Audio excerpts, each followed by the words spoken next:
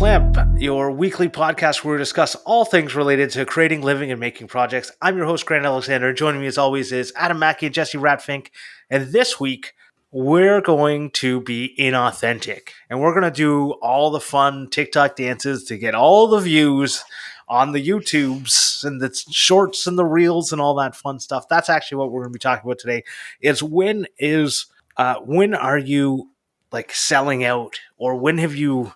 We want to talk a little bit about being inauthentic, or being, what is your artistic integrity?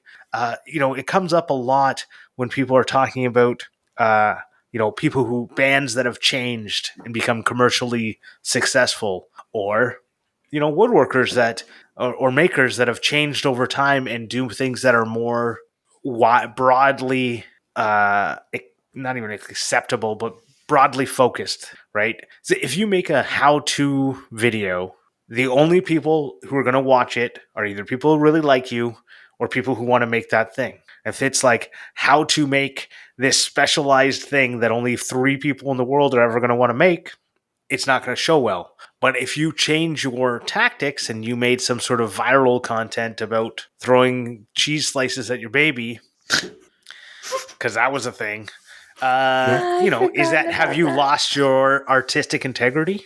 I think this can be a bit of a slippery slope, because I think that there are things that you can sort of dabble in that I would consider sort of a little trashy that your audience might still be fine with.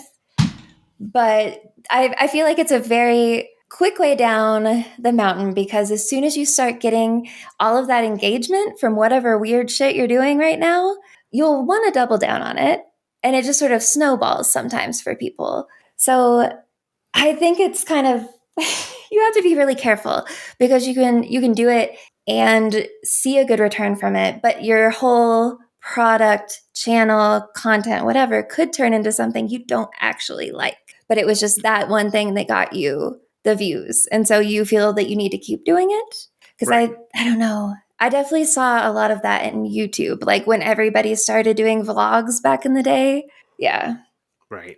And I think, so if you want to talk about YouTube a little bit, about the artistic integrity, it's the like YouTube O face that has taken over everywhere. And I know the thumbnails, and you just look at it and you just go, do you really think that, is that something that you are doing because you want to do it? Or is that something that you're taking, that you're doing it because you know it's the thing that needs to get done to get the views? Because even if everything else, the video is 100% authentic to you, it's everything you wanted it to be, there's nothing in there that you were pandering to the larger audience. But if your thumbnail doesn't pander, it won't get seen, because it's not even...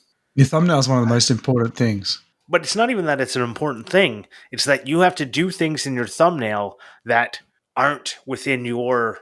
that aren't in a lot of your, often people's, like, artistic vision, right? Yeah. Like half-finished projects in the thumbnail with an face.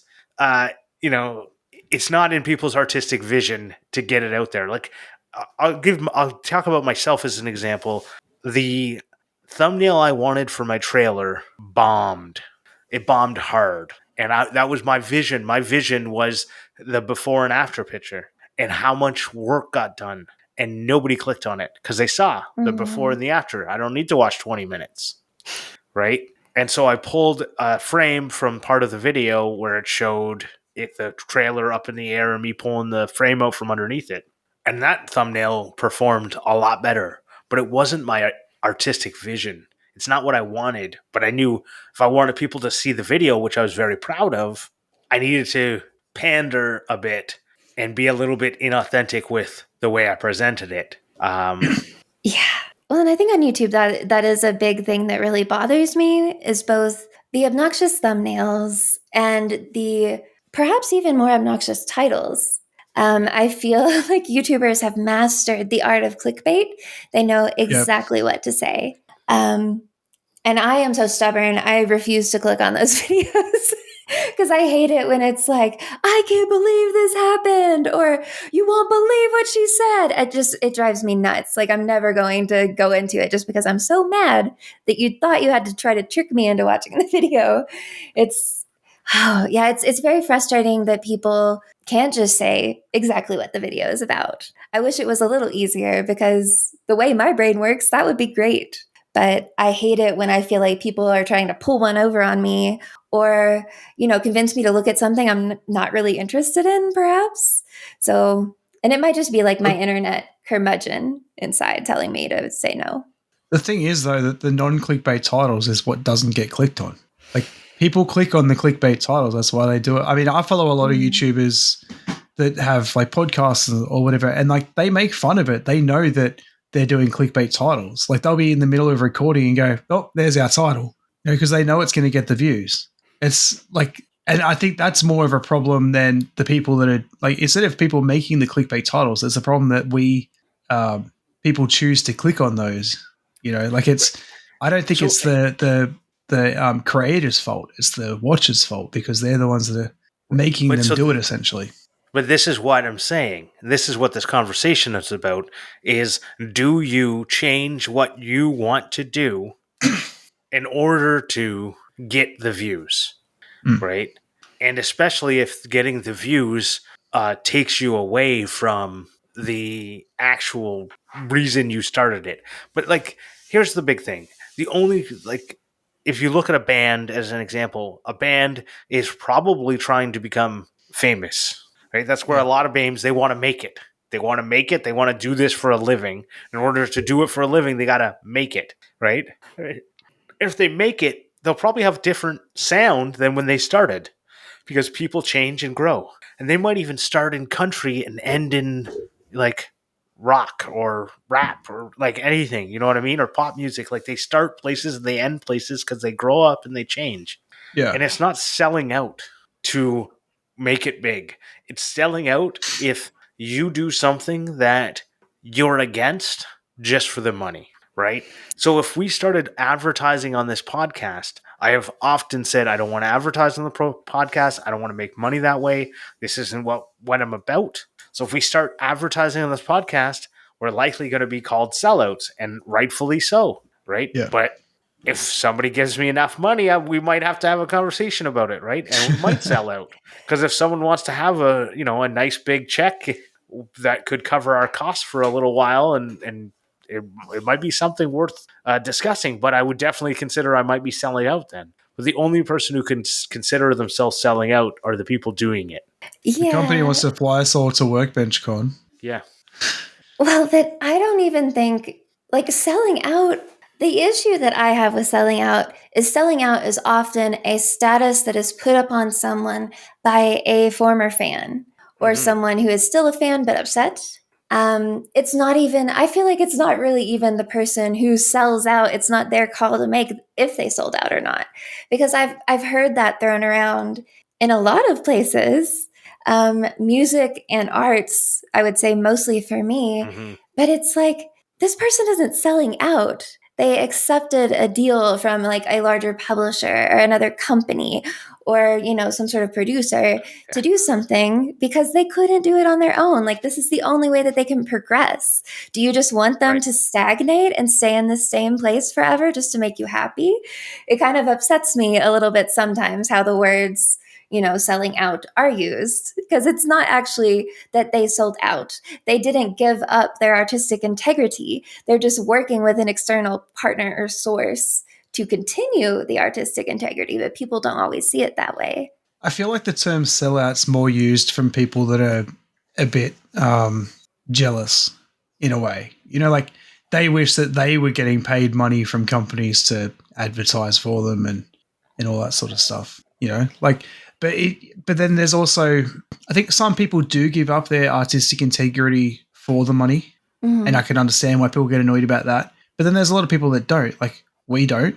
Like, I wouldn't want a company coming in here and taking over the podcast and telling us what we can and can't say, and you can't swear and you can't do this and all that sort of stuff and control it. I don't know. And I know that there's a lot of $100,000 a year. Well, yeah. Oh, there you go. Now you sold out. Yeah, I But no, suppose but everything's got a price, right? right. Well, that's your artistic integrity has a price. Your Yeah. authenticness has a price. And I do agree. There's probably a lot of different emotions like jealousy when someone is making the accusation of selling out. Is Yeah. that they think that they're better, uh, or that they I wish they were they in that have position. maybe. Yeah. I don't know. It always reminds me whenever I hear about like selling out. It's the Wayne's World where Garth is wearing. He's talking about like I'll never sell out and like blah blah blah, and he's wearing head to toe Reebok, like a Reebok hat, a Yeah. Reebok like shirt, a Reebok, rain jacket or what. It's like I just like You go to Wayne's World, I go to basketball. basketball is another good Yeah. one. But it's so if you're doing something you enjoy and if you change what you enjoy, like say at one point you were really into woodworking and then later you're into motorcycles. Yeah. Are you like some people would say, "Oh, he's selling out. He's just trying to follow the motorcycle fame because woodworking wasn't working out for him." Right? Like, is that what's Yeah. I get that. I mean, I could understand how people could think that, and especially if I was trying to make content from it, which I'm not. But people's interests change. That's what humans do. Like I'm not into the things I was into when I was a little kid anymore. Not all of it. Some stuff I am, but I we wonder grow if up. this is the Interests problem. change. Is that the people who are making these like accusations are actually just people who are not evolving or not changing, Mhm. right? Yeah. Whose priorities like they're still living in their mummies and daddy's basements. No, maybe that's part of the problem is that they're stuck Maybe. in their heyday. They're reliving the period of time that gave them joy or whatever it was, and they want to have that again. Mhm. It's definitely an afraid of change sort of thing. Like getting very uncomfortable when things are changing because people get so accustomed to their comfort of everything Mm. being the same all the time. I mean, it's something that we saw with Instructables all the time. We like after we were bought by Autodesk, nothing really changed except that we couldn't ship all over the world anymore. We were not allowed to just ship to anybody anywhere. We had to follow like global rules regarding that stuff. That was really it. And it gave us so many resources we didn't have before. I mean, we had a huge staff for a while. We had like 30 people working for Instructables. But yeah, we had people in our communities complaining every day about how much they hated it now and how everything had changed. And like for the first couple years, not a damn thing had changed at all. They just felt I think it's also a bit of feeling left out because when you are part of something that is a small community and that is sort of not really known from like the mainstream at that time, you feel sort of special because you know about Right. something that other people don't. And then when someone sells out, that's kind of gone. You can't keep living that fantasy. Like they have a much bigger audience than just you now. Right. I think that happens a lot with the people that make the accusation against bands. Is they're like, Mhm. I liked them then because I was part of this special little group of people who Yeah. knew this little band, and I could go to their shows because it was just me and the band, and now they've sold out, and now I can't even afford tickets, and it's all has to Mhm. do more with themselves than the other people. Pun So I intended. wonder. Sorry, Pun intended. I probably They're not. sold out. Yeah. Uh right over my head. But I don't know. Yeah, I think about it a lot. Like I've now started accepting, content deals that I never thought I would. But it all came around because if I need something or want something and somebody's willing to give it to me, then I think I'll make a video for it because I was going to get it anyways. I was probably going to make the video anyways. So it seems pretty silly to not try and get that thing for free. So Grant's Yeah, found that's this fair. amazing game called Raid Shadow Legends. Yeah. You guys ever heard of it? Oh my No. god. No, it's so I don't think I would take a Raid Shadow Legends or like all those like or a Ridge Wallet or like it would have to be a lot of money for me to put a spot in the middle of my video Yeah. Yeah. I like when, Even, like, say, like Colin Firth, for instance, if he accepts a deal like that, the project he's making is for that game or whatever. right. For tanks, You he know, made a cool tank. yeah. Yeah. Like, he's not just, it's not a random, like, just sponsor segment. It actually goes with the video. Right. So those are good. And that makes sense. And I'm sure he turns down a lot because Yeah. just how big he is, right? He's probably getting, like, if I'm getting asked to get products, I assume he's getting even more. But yeah, I think that really comes down to it is I think people go, you're selling out if you're putting a random, Squarespace ad in the middle of your thing, but is it selling out if that allows you to do the thing you want to do? Is 30 seconds of your time, right, or 10 minutes or however long it takes you to do the ad spot, is that selling out or is that just making it? Is that doing the work? I think that's 'Cause I just think, making it. yeah, Well, like, that's the whole point, right? Like, if you want to be big on YouTube and you want, like, YouTube to be your career, you need sponsorships. You need all that. Like, that's, like, AdSense is not going to pay the bills. it can. Mhm. You know, It can. But if have you're to have, someone like Mr. Beast or someone, but if you're, like, the thing well, is that, like, if you're go Mr. Beast takes sponsorships, right? exactly, So the yeah, biggest YouTuber, like probably making the most off AdSense out of anyone, is yeah, taking sponsorships. exactly. So But, like, like, if you're an up and coming YouTuber and stuff, like, you're looking forward to the days where you're going to get sponsorships and make the money and all that. I feel like, I don't know. I try to put it in a perspective of someone that doesn't make YouTube and just watches it. but think about it. So if you have a hobby channel, so the Woodshop Nerdery was a hobby channel that he just released a video saying he's completed his goal was to do this, and this is his last video. And his name's Tom, and he produced a bunch of different videos that were hobby level YouTube videos, and he had like different analysis on things that I thought some of them was of pretty good interest, and he had some good points that were definitely worth watching.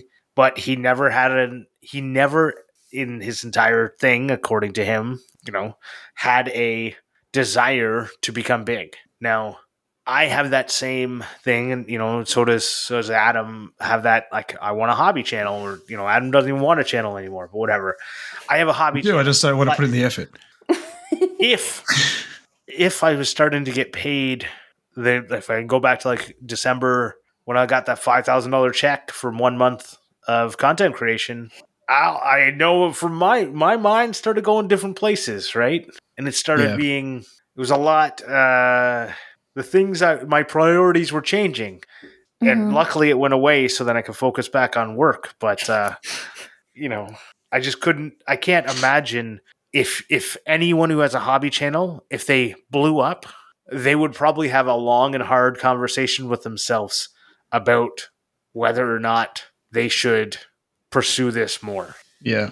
Right. Well, the thing is too that, like, there's a difference between, like, getting into more hobbies and all that sort of stuff and then just outright changing. Like, if you're a hobby channel and then you get up to like 1 million subscribers and then just turn it into a vlog channel or a cooking channel or something completely different, I feel like that is sort of losing your artistic integrity in a way. And, like, the people who subscribe for the hobby channel. Whereas if you go, I'm a woodworker and now I'm going to dabble into metalworking or building motorbikes When or I whatever, say like, it's a bit hobby more channel, I don't mean Yeah. it's about hobbies. I mean your hobby is making the videos. right. So Well, okay, make a channel then. yeah.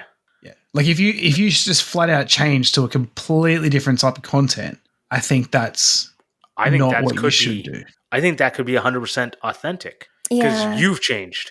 Like, if you think Yeah. about yourself, you are the garage woodworker, and then you went, I don't want to focus only on woodworking, so you Yeah. changed your name to Maker Mackie, and now Yeah, but you're I didn't become a race car channel or anything. and now I you're was doing still in the motorcycles. maker community. Well, yeah. You did motorcycle stuff that wasn't maker; it was True. transportation. Like, you would be selecting potentially a different category in YouTube, and YouTube only has like 16 categories to choose from. So it's just an interesting. Were you doing it authentically, or were you trying to do it for chasing the views? Definitely not chasing the views. So if I was chasing the views, I'd be making content. Well, you were chasing honestly, the views for a while. But I think. Well, this is the thing, right? And it's something that I've had a big think about and talked to my wife about and stuff. Like growing up and everything, I was really into customizing things. Like I bought an Xbox 360, and within a week had it pulled apart, painted, and put back together. I painted the remote controls for like my Foxtel or like TV remote and like things like that. Like I was really into customizing things and like modding things and stuff, not really making things from scratch. And then when I started YouTube is when I got into like trying to make things from scratch to make a video with. And I feel like that's where I lost my artistic integrity because I was trying to make videos. I was making things to make videos and not making things because I wanted to. And I think that's why I lost so much interest with making videos and the content and everything is because I wasn't doing what I actually really loved. I was doing what I felt I needed to do for the views. Whereas now, like when I recently like built my bike up to what it is now was one of the most fun things I've done in so long because it was back to my roots of what I actually really enjoy doing, which is modifying and customizing things and not building from the ground up. So I don't think I'm found a new interest. It's more of I've just realized where I was meant to be, like where I came from, and I somehow moved completely away from it. The internet is very good at doing that to people, I think. Yeah. It's really hard to see people that like you would consider your peers sort of like having success and really like going in there and getting the work done and doing all this shit and you're not. It's just because it's something I've been struggling with like a really long time. And I mean, I've had a lot of talks with myself about should I present myself differently? Because I do feel like the world has become so saturated with people doing the same thing that I do. It's like, do you have to do something ridiculous to stand out? Or could I just keep doing what I'm doing and it would be fine? It's just, there's so many things to consider with it because, I think it's just very easy to start yourself on a path you don't really want to continue on. And sometimes you don't realize it until it's a little too late. Yeah. I'm thinking about the different types of like selling out. And for a little while, every single channel I watched had if you like Starbond, if you use Superglue, get Starbond. Here's my code, Starbond15. Use it at checkout to save yourself 15% on. So Starbond contacted me as well, and I told them I'm not going to do that. But if you want to send me glue, I will use it, and it will be in my videos because that's the glue I will have. And they did, and they said, "Sure thing, here you go."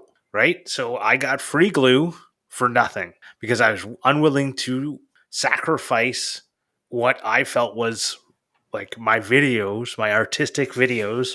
It's the same reason why I never go and up in this corner you can click on this thing because I go that's not artistic. That's not the thing I want to put out there. I don't want to put out there pointing to the different.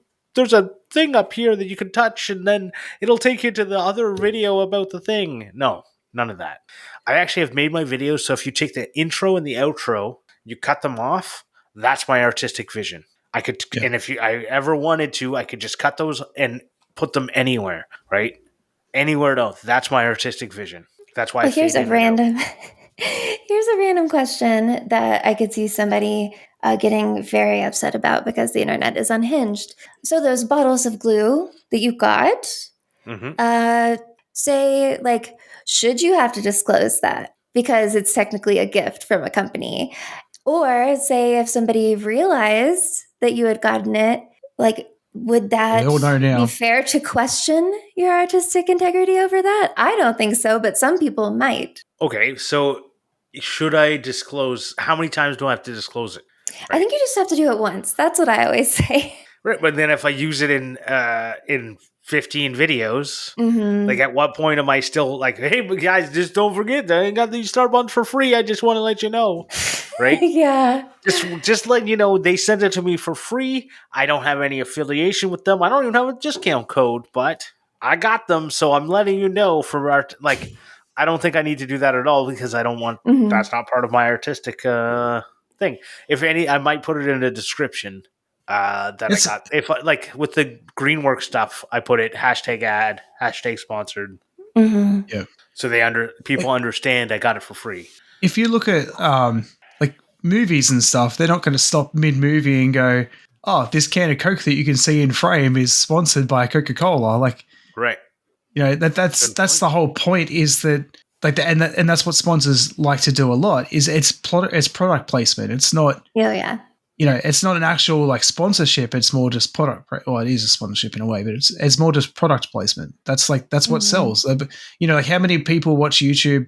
I've done it in the past, and like, oh look, everyone's using Type Bond. I better use Type Bond because it's probably the best glue. You know, like that. I feel like that sells a lot more. Where like if a YouTuber's like, oh, this ad's sponsored by Type Bond and use my code to get a discount, like that doesn't sell to me as much as every YouTuber using the same glue. Right. Yeah, that's fair. I think I've just Yeah. been thinking So about advertising a lot lately. this is a good actually like. So the glue is like nothing because it's like literally almost nothing, like the price of it. But there are people who get like a free $3,000 to $5,000 tool to Yeah, free use laser in one. CNC cutter. Yeah, yeah. CNC. Yeah. Yeah. Right. At what point? So they're probably going to disclose it for that video, but every other time they use it, it's clearly not going to be disclosed. Yeah. Because everyone who's got Well, like a some of them bamboo, do. yeah, There are some people, like especially for me specifically right now, I'm thinking of Glowforge because I swear I know quite a few makers who use them all day long in all of their videos. And in every video, it's, this is awesome. It's a Glowforge. You can get a discount code, blah, blah, blah. You Oh, you know? know why that is? So it's not disclosing to you. It's because Glowforge actually has a very lucrative incentive program or like Mhm. affiliate program. So that has everything to do with them trying to make money. It has Yeah. nothing to do with them trying to disclose that they got it for free or that And Glowforge that makes more sponsored them. sense. Yeah. Or you could also have like Glowforge. I don't know what Glowforge do, so don't come at me, Glowforge. I don't know what your rules are or whatever, but they might say, we're going to send you this Glowforge for $5,000 Glowforge or whatever it is for you to talk about it in 4 videos. Like Right. they don't. Mhm. It's not necessarily always going to be just for one video. The sponsorship might be that you have to talk about it like 4 times Right. or whatever. So then, so for me, this is where it would break my artistic integrity to like accept something as a spot inside of my video. I could do an entire video on something, but I don't think I could do a halfway through the video go, and now we're going to hear from Squarespace because I can't think of any other ones, and then talk about that company for 5 minutes and then go back to my video, right? I feel like Yeah. that would ruin my video, and I don't want to do that. I would much rather have product placement is the way I would like to do it. That's how I'm going to be doing this fridge video. It's a product Yeah. placement video, and they tried to get like editing rights and all this stuff, and I was like, I'm not gonna. You can't have that. Yeah. If you want to do this thing, you're not getting any edits unless you're paying me a lot more money. Like with Okay, a free so- product, I'm not going to let you edit my video. So, okay, if content creation turns into a full-time job for you, would you then consider doing ad spots so that you didn't have to do jobs for companies or do specific projects or, like find clever ways to make it look more authentic? Would you just want to accept that so that you had a good steady stream of money coming in, or would you Probably not. really try product placement? I probably wouldn't do it because I really don't, unless they would allow me to do it as part of the intro Mhm. or outro. I can do it there. The video is the video. You can't have any of it. If you in look my at like Wood Whisperer, I'm pretty sure he doesn't do ad reads. He only does like every video opens with like, this video is sponsored by, and then he's got like his list and there's like a picture that comes up Yeah. with all their logos. I don't think he actually does ad reads, but from memory, I haven't watched one of his videos for a while. Yeah. So Stumpy Nubs is another one, and he is the only one I know that is literally at the end, which is when everyone's already clicked off already, but that's when his ad reads are, Yeah. right? And that's I think it's an artistic integrity thing. He doesn't want his video to be interfered with by doing an ad read in the middle. But I'll bet you he makes a lot less money because of it. But he makes up for it with AdSense, right? That's what I'm curious about now that we've been talking about this, because I didn't really kind of consider that there could be tiers of product placement, So yeah, now I'm really curious. I wonder if a lot of the major companies have sort of like a breakdown of what the influencer is offering us and what we can give them, sort of thing. Because I've never accepted really anything.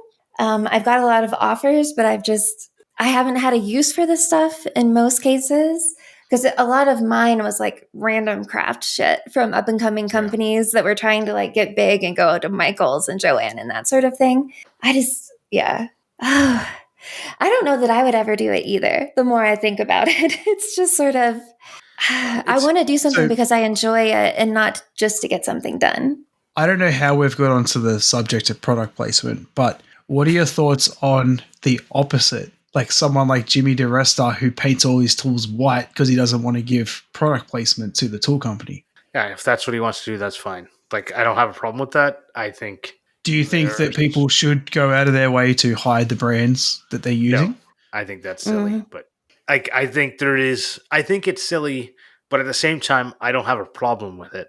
I just don't think it's a useful thing for you to do with your time. Yeah. I know. I have heard. Go ahead. I was going to say, I have heard there are companies out there that will say, like, I don't know, I'm not going to say any names, but a yellow tool company says you can't have a red tool in your video.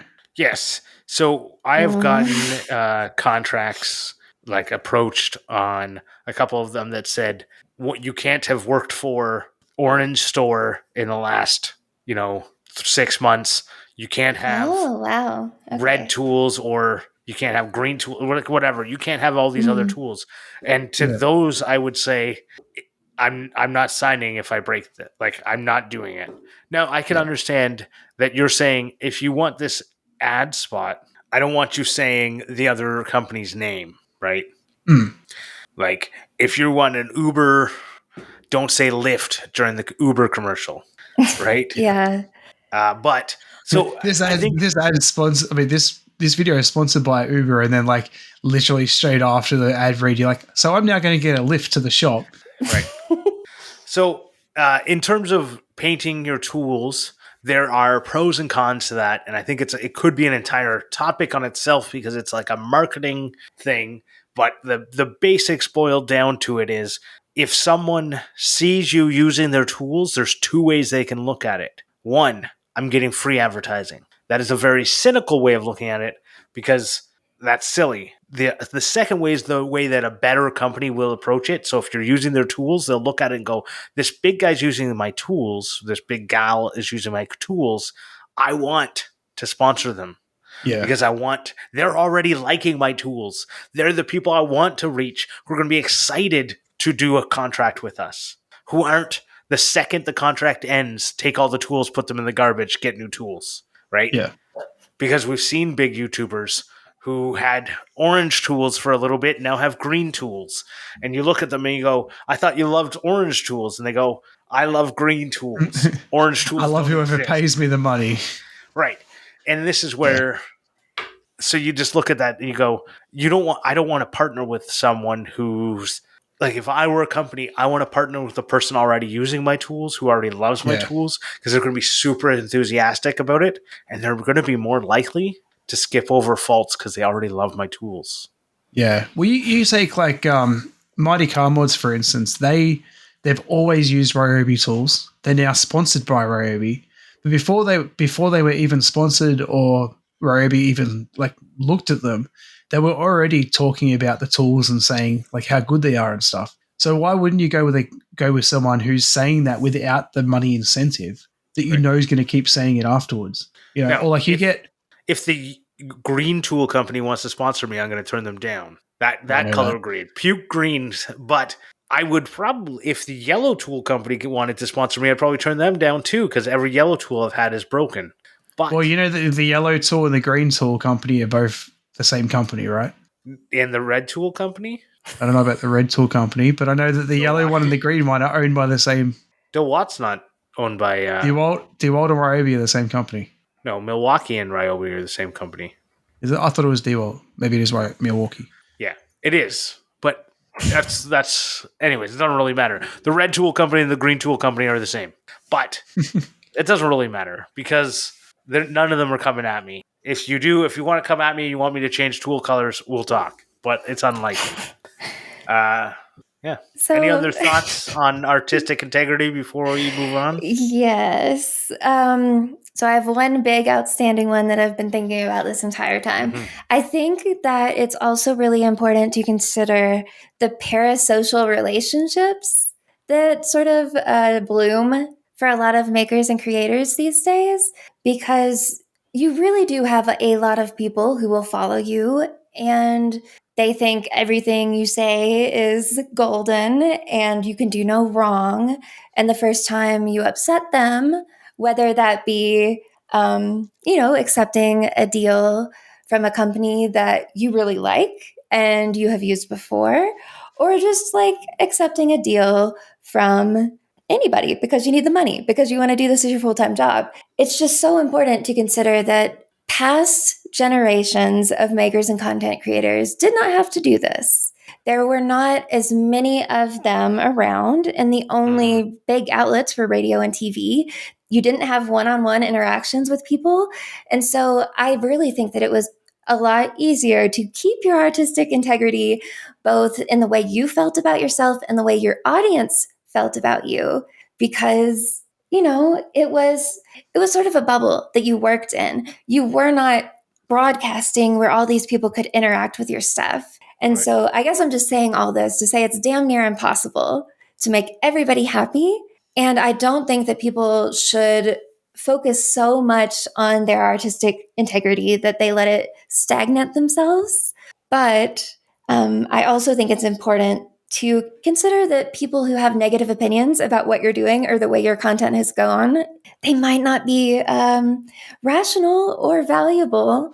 It's something that I think about a lot because people didn't have to struggle with that back in the day. But there's also an unequal relationship between you and your follower. Your follower knows a lot more about you than you know about them. And they have And this that's why it's so connection to dangerous. you that you don't have to them. And they think they know you. And you do not know the people that you follow. If you think you know me, you don't. Right?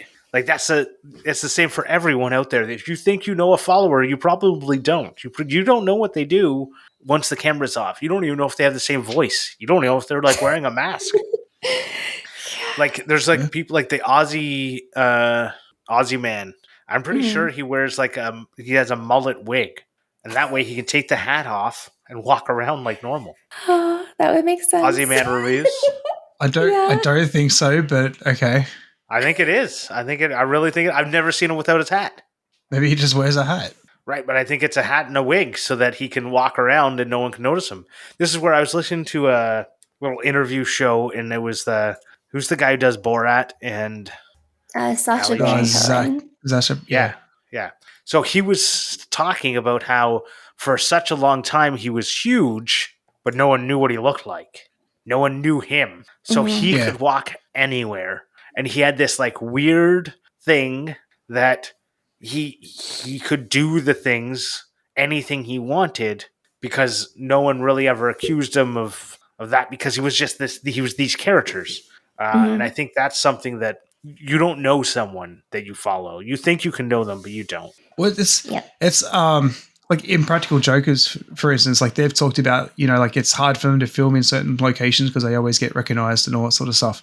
But then the amount of times where they have pulled a prank on someone that knows who they are and don't even realize that they're getting pranked by them until they're told who they are. And they're like, oh my God, I didn't even realize it was you. Like, So I was listening to something about Mr. Beast the other day. He was saying he has like a 15-minute rule that if he is with someone who recognizes him, he has 15 minutes to get out of there before he gets mobbed. Because it'll just blow up on like person will be like, oh my God, they posted on social media, I'm with Mr. Beast. Right? So he has like 15 minutes before he has to leave, before everyone heads down there trying to get the $1 million of Mr. Beast or the Tesla or whatever. Yeah, exactly. Yeah. Well, I want to know, do you think it's selling out to ask people to go onto Patreon and give us money or give you money? Yes, 100%. But we're going to do it anyways.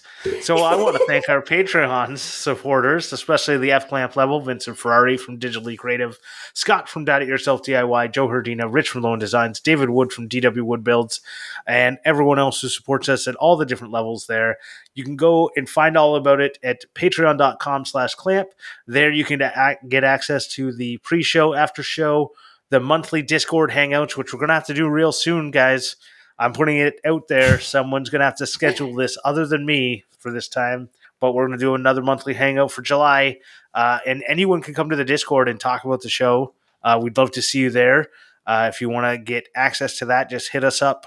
There's a link in the show notes, but you can also just message us on Instagram and we can get the link. But with that, we're going to go into CLAMPmendations. CLAMPmendations! Well, my recommendation for this week is this really cool TV show. I don't think anyone's really heard of it. It's pretty new. It's got a guy in it called Tim Allen, and I can't remember what ours real name is, but it's called Home Improvement. Yeah, it's called Home Improvement. So Home Improvement just got released on Disney, and I'm going through the catalog of watching the whole show because I don't think I've ever actually watched it in total. I loved it when I was growing up. I don't think so, Tim. So, yeah, I remember growing up as well. It was fun. Definitely gave me some like fun ideas for like woodworking and stuff. Yeah. As a girl who was growing up when that was really popular, Jonathan Taylor Thomas is like the biggest shit in the world. And that's what I always think about when I think about home improvement. I don't even think about Tim Allen first. I can see like Jonathan Taylor Thomas in like a 17 magazine, you know? Yeah. In my high school, people thought I looked like JTT. Really? That's amazing. Oh my God. I don't think there was anybody around in my school, but also he was kind of just a generic white boy with a bowl cut, to be honest. So, apologies, Grant. Oh, my mouth is running tonight. Cover, like he was just a generic white boy who got on the cover of magazines. Think about it, though. Teenage girls kind of have pretty bad tastes. Think about it. I mean, think about Justin Bieber. I could walk into a gas station anywhere in Kentucky and find a Justin Bieber. Literally. It's amazing sometimes. So my CLAMPmendation this week is a really wild TV show. It's called Servant. It's on Apple TV. It's 4 seasons. I don't really want to say a lot about it because it is one of those shows where the plot points just get more ridiculous and more ridiculous and more ridiculous. And every episode is a cliffhanger, and you're always just like, how could this get any worse? And it does. Yeah, it was very fun. We finished it in like 2 weeks, all 4 seasons of it. Wow. And Rupert Grint is in it, which might be why I liked it so much because I am a Ron Weasley fanatic. So maybe that's the problem. But I did really enjoy it. Tyler liked it too. I kind of wish it wouldn't have ended after 4 seasons, but maybe it'll come back. We'll have to see. Cool. Well, I'm going to recommend everyone go check out a former guest on the show, Fix It Fingers. He did a recent video about CSI woodworking. It's just a fun little thing where he built some like crime scene investigating forensic science things for kids. And I thought he did a good job with the video explaining, why he's doing it and how he was involved in telling the story. I thought it was good. Anyways, go check it out. But now for Jessy's section. Here we go. So the Ask Us Anything question for this week is from Warren Matten. And he asks, what would you make to convince visiting reptilian sky gods to not obliterate us or you, singularly? All right, I'm going to go first. I would make a giant rock with a heat lamp over it. And I'd be like, there you go. I've made you guys like the thing that you guys would like. And it would probably be a dry pour, by the way, in case you were following. Chris came up on Instructable's TikTok feed yesterday, actually, had like 20,000 comments on one of those. And I was like, oh my God, that's wild. Now I understand how he gets so many views. I had never seen that many comments on a video before. It was like or it was 19,000. It was something ridiculous. Yep. One of his, so I'm still getting like on Instagram, I got 5,000 likes on my comment on one of those videos. Oh my God, on a comment. My comment on his video got 5,000. One of the other people that we know, UK knife maker, he got almost 30,000 likes on one of his comments on one of Chris's, Holy like on the shit. comment on the video. So that means the video probably got more than 30,000 likes. It's insane. Yeah, Anyways, what would you make that to boggles my mind. convince the reptilian sky gods to not obliterate you? Maybe like an Ewok village. I don't know. Like, I'm just trying to think, what would they be happy with? For them and they to could go eat? live somewhere else and not eat me. Oh, yeah. So you're trying to make not the Ewoks for they can eat the Ewoks? Oh, the Ewok houses more than the Ewoks themselves is what I was thinking. You know, like a habitat for the reptilian sky gods, because I don't really know that I want them living with me. Okay. Maybe. Adam? Got any ideas, Adam? No idea. The only thing that comes to my head is them happy. You'd make them happy.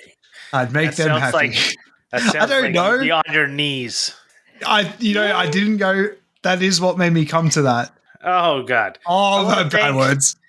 I want to thank TF Turning for the theme song. If you want to find us, you can search Clampcast on all the social media places. If you would like, we'd really appreciate if you guys could send in a review. And if you would like, we'll read it out on air. 5-star reviews are always appreciated, but we'll read any star. We're not star snobs like other podcasts. And until next time, we'll see you guys in the after show. Bye. Bye. Bye.